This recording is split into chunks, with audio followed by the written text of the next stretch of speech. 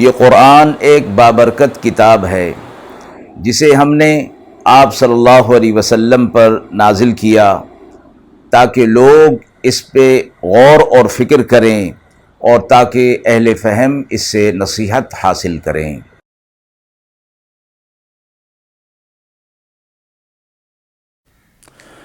بسم اللہ الرحمن الرحیم۔ السلام علیکم ورحمۃ اللہ وبرکاتہ۔ ناظرین کرام، درس قرآن مجید کے آج کے اس پروگرام میں ہم سورۃ الحج کی آیت نمبر 11 تا آیت نمبر 16 کا ترجمہ اور تفسیر پیش کر رہے ہیں، اور آخر میں پوچھے گئے سوال کا جواب ہوگا۔ اعوذ باللہ من الشیطان الرجیم، بسم اللہ الرحمن الرحیم۔ وَمِنَ النَّاسِ مَن يَعْبُدُ اللَّهَ عَلَى حَرْفٍ فَإِنْ أَصَابَهُ خَيْرٌ اطْمَأَنَّ بِهِ وَإِنْ أَصَابَتْهُ فِتْنَةٌ انقَلَبَ عَلَى وَجْهِهِ خَسِرَ الدُّنْيَا وَالْآخِرَةَ ذَلِكَ هُوَ الْخُسْرَانُ الْمُبِينُ۔ يَدْعُو مِن دُونِ اللَّهِ مَا لَا يَضُرُّهُ وَمَا لَا يَنفَعُهُ ذَلِكَ هُوَ الضَّلَالُ الْبَعِيدُ۔ يَدْعُو لَمَن ضَرُّهُ أَقْرَبُ مِن نَّفْعِهِ لَبِئْسَ الْمَوْلَى وَلَبِئْسَ الْعَشِيرُ۔ إِنَّ اللَّهَ يُدْخِلُ الَّذِينَ آمَنُوا وَعَمِلُوا الصَّالِحَاتِ جَنَّاتٍ تَجْرِي مِن تَحْتِهَا الْأَنْهَارُ إِنَّ اللَّهَ يَفْعَلُ مَا يُرِيدُ۔ مَن كَانَ يَظُنُّ أَن لَّن يَنصُرَهُ اللَّهُ فِي الدُّنْيَا وَالْآخِرَةِ فَلْيَمْدُدْ بِسَبَبٍ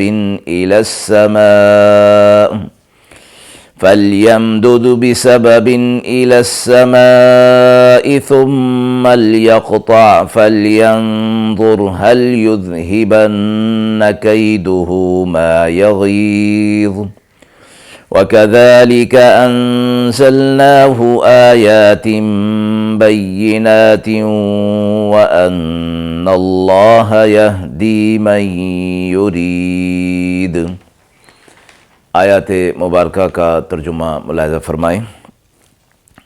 اور لوگوں میں بعض شخص وہ بھی ہے جو بندگی کرتا ہے اللہ کی کنارے پر، پھر اگر اسے پہنچتی ہے کچھ بھلائی تو قائم ہو جاتا ہے اس عبادت پر، اور اگر پہنچتی ہے اس کو کوئی آزمائش تو پھر الٹا اپنے منہ پر پھر جاتا ہے۔ گنوائی اس نے دنیا اور آخرت، اور یہی واضح خسارہ ہے۔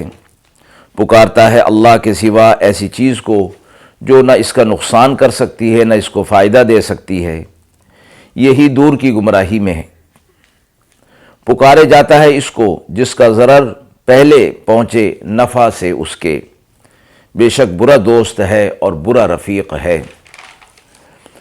بے شک اللہ داخل کرے گا ان لوگوں کو جو ایمان لائے اور جنہوں نے اعمال صالحہ کیے باغوں میں جن کے نیچے نہریں بہہ رہی ہوں گی، اللہ جو چاہتا ہے کرتا ہے۔ جس کو یہ خیال ہو کہ ہرگز مدد نہ کرے گا اللہ اس کی دنیا میں اور آخرت میں، تو تان لے ایک رسی آسمان تک، پھر کاٹ ڈالے، اب دیکھے کہ کچھ رہ جاتا ہے اس کی تدبیر سے اس کا غصہ۔ اور یوں اتارا ہم نے اس قرآن کو کھلی آیات کے طور پر، اور یہ کہ اللہ ہدایت دیتا ہے جسے چاہتا ہے۔ مذکور آیات میں سے پہلی آیت مبارکہ ایسے اشخاص کے بارے میں، ایسے لوگوں کے بارے میں نازل ہوئی ہے کہ جب رسول اللہ صلی اللہ علیہ وسلم مدینہ طیبہ ہجرت کر کے تشریف لے آئے تو ایسے لوگ بھی آ کر مسلمان ہو جاتے تھے کہ جن کے دل کے اندر ایمان پختہ اور راسخ نہیں ہوتا تھا۔ اگر اسلام لانے کے بعد ان کی اولاد میں اور ان کے مال میں، کاروبار میں ترقی ہو جاتی تو یہ کہتے کہ یہ دین اچھا ہے، اور اگر اس کے خلاف ہو جاتا تو کہتے کہ یہ دین اچھا نہیں، ایسے ہی لوگوں کے بارے میں یہ آیت مبارکہ نازل ہوئی اور فرمایا کہ یہ لوگ ایمان کے ایک کنارے پر کھڑے ہیں کہ اگر ان کو ایمان کے بعد دنیاوی راحت اور مال اور سامان مل گیا تو یہ اسلام پر جم جاتے ہیں، اور اگر بطور آزمائش کسی تکلیف اور پریشانی میں مبتلا ہو گئے تو دین سے پھر جاتے ہیں اور دوبارہ کفر میں چلے جاتے ہیں۔ فرمایا گیا کہ ایسے لوگوں نے دین اور دنیا کا واضح خسارہ مول لے لیا۔ اب اللہ کو چھوڑ کر وہ ایسوں کو پکار رہے ہیں جو نہ نقصان پہنچا سکتے ہیں نہ نفع پہنچا سکتے ہیں۔ اسی کو گمراہی کہا جاتا ہے۔ دور کی گمراہی کے اندر یہ لوگ پڑ گئے، اور جن کو انہوں نے اپنا دوست بنا لیا، رفیق بنا لیا، یہ دوست بھی برے ہیں، نہ دنیا میں کام آئیں گے نہ آخرت میں کام آئیں گے۔ پھر ان کے مقابلے میں وہ لوگ کہ جو ایمان والے ہیں، پختہ ایمان والے، اور پھر ایمان کے بعد عمل صالح کریں گے، اللہ انہیں جنت کے باغوں میں داخل کرے گا جہاں ان کے نیچے نہریں بہہ رہی ہوں گی۔ پھر فرمایا کہ اسلام کا راستہ روکنے والے یہ چاہتے تھے کہ مسلمانوں کی مدد نہ ہو۔ آپ صلی اللہ علیہ وسلم جو دین حق پر اور دین حق پر ہوتے ہوئے دین حق کی تبلیغ اور حق کا پیغام لوگوں تک پہنچا رہے تھے، اور یہ پیغام پھلتا پھولتا چلا جا رہا تھا، تو یہ لوگ چاہتے تھے کہ نہ اللہ کی طرف سے مدد ہو اور نہ مومنین کی طرف سے مدد ہو۔ تو فرمایا گیا کہ یہ چاہتے ہیں تو پھر ایسا کریں کہ وحی کے سلسلے کو منقطع کر دیں، کیونکہ یہ کام اسی صورت میں ہو سکتا ہے کہ جب اللہ کی طرف سے آپ صلی اللہ علیہ وسلم پر وحی کا سلسلہ منقطع ہو جائے، جو ظاہر ہے کہ ناممکنات میں سے ہے۔ جب آپ صلی اللہ علیہ وسلم کو اللہ رب العزت نے بطور نبی اور پیغمبر اور رسول کے منتخب کر لیا، اور آپ صلی اللہ علیہ وسلم اپنے فرائض ادا کر رہے ہیں، تو یہ سلسلہ اسلام کا اور دین حق کا یہ تو پھلتا پھولتا ہی چلا جائے گا، بڑھتا ہی چلا جائے گا۔ فرمایا کہ اگر ان سے یہ ہو سکتا ہے تو یہ اس طرح کر لیں اور آسمان پر چڑھ جائیں اور رسی کے ذریعے سے اس کو منقطع کر دیں۔ پھر اس تدبیر سے اگر ان کا غصہ جاتا ہے تو اس طرح بھی کر کے دیکھ لیں۔ مراد یہ ہے کہ اس طرح تو ہو نہیں پائے گا، لہٰذا یہ اپنے ہی غیظ و غضب کے اندر رہیں گے۔ اور قرآن سے متعلق فرمایا گیا کہ ہم نے اس کتاب کو واضح بینات یعنی نشانیوں کے طور پر نازل کر دیا ہے۔ اب جو کوئی اس سے ہدایت لے گا، اللہ رب العزت اس کے لیے ہدایت کا فیصلہ کر دیں گے، اور جو کوئی اپنی طرف سے اپنے ارادے اور اختیار کے ساتھ ہدایت کو اختیار نہیں کرے گا، اللہ پھر اسے ہدایت بھی نہیں عطا فرمائے گا۔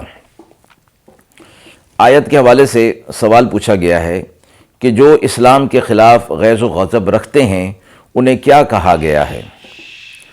فرمایا گیا کہ یہ لوگ چاہتے ہیں کہ آپ صلی اللہ علیہ وسلم سے وحی کے سلسلے کو منقطع کر دیا جائے، تو پھر یہ کسی طرح آسمان پر چڑھ جائیں اور وحی کے سلسلے کو ختم کر دیں۔ فرمایا ظاہر ہے کہ نہ ان کا آسمان پر جانا ممکن ہے، نہ وحی کے سلسلے کو ختم کرنا ان کے اختیار میں ہے۔ اللہ تعالیٰ کے خلاف ان کی کوئی تدبیر کارگر نہیں ہو سکتی، تو اسلام کے خلاف پھر غیظ اور غضب اور غصہ اور پھر اس کی مخالفت کا نتیجہ آخر کیا نکلنے والا ہے، یعنی ان کا کچھ بس نہیں چل سکتا۔ پھر یہ بھی فرمایا گیا کہ اگر خواہش ان کی یہی ہے کہ اللہ اپنے رسول اور ان کے دین کی مدد نہ کرے، اور وہ اسلام کے خلاف غیظ اور غضب اور غصہ لیے ہوئے ہیں، تو سمجھ لیں کہ ان کی مراد تو کبھی پوری نہیں ہو سکتی۔ ہاں یہ ہو سکتا ہے کہ یہ چھت پر چڑھ جائیں اور رسی ڈال کر پھانسی لے لیں اور مر جائیں، تاکہ نہ وہ سامنے ہوں گے اور نہ اسلام کو پھلتا پھولتا دیکھ سکیں گے۔ وآخر دعوانا ان الحمد للہ رب العالمین۔